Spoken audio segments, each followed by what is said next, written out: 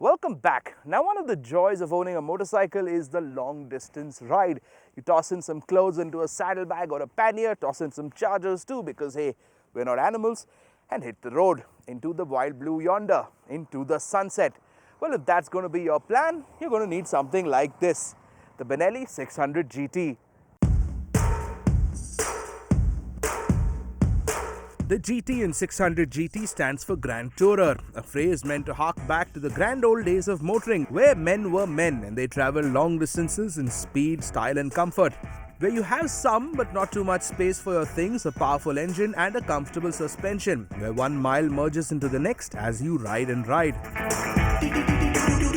And that's on our checklist today as we ride the 600 GT. It seems like a street tourer, looks like a street tourer, but does it deserve that GT tag? Let's ride.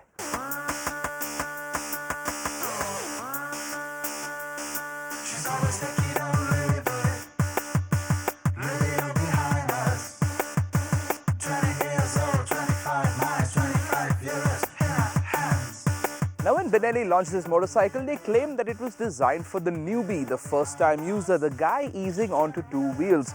Under the gas tank is a 600cc inline-4, putting out 82 bhp and 55 newtons of torque.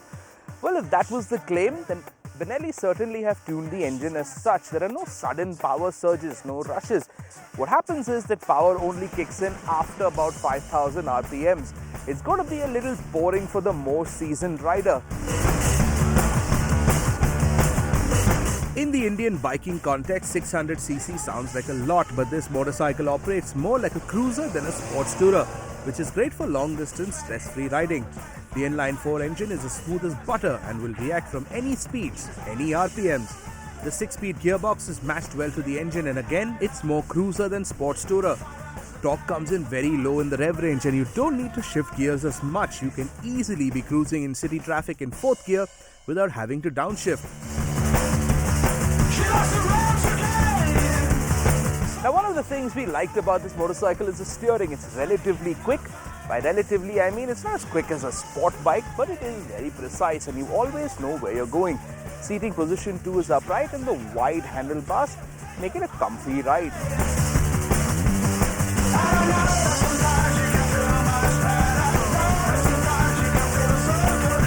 What is also impressive is the suspension.